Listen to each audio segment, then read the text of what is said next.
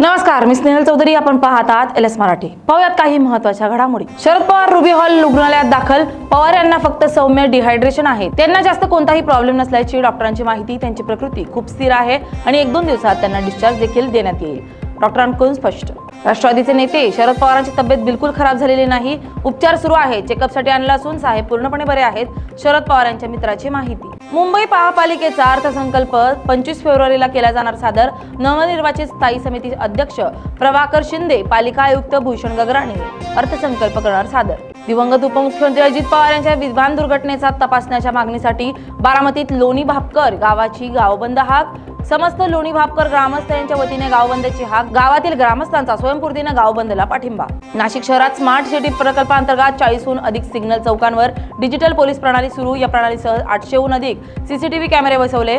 सीसीटीव्हीमुळे नियमभंगाच्या घटनांमध्ये तब्बल 80% घट.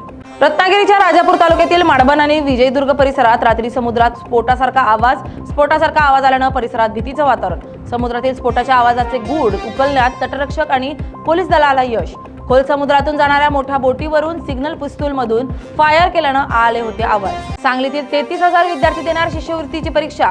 आपल्या पाल्यांना परीक्षेला सोडण्यासाठी परीक्षा केंद्रावर पालकांची मोठी गर्दी. महाराष्ट्र राज्य परीक्षा परिषदेतर्फे घेण्यात येणाऱ्या शिष्यवृत्ती परीक्षेसाठी कोल्हापूर जिल्ह्यातील 5वी आणि 8वीचे विद्यार्थी सज्ज.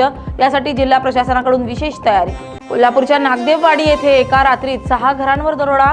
चोरटे सीसीटीव्हीत कैद. परिसरातील नागरिकांनी सतर्क राहून घरात रोकड आणि दागिने न ठेवण्याचं प्रशासनाचं आवाहन. सांगली शहरातील 2 जैन मंदिरात चोरी. लाखो रुपयांच्या चांदीच्या वस्तू लंपास. एकाच वेळी 2 जैन मंदिरात चोरी झाल्यानं खळबळ. या होत्या काही महत्त्वाच्या घडामोडी. पाहत रहा LS मराठी.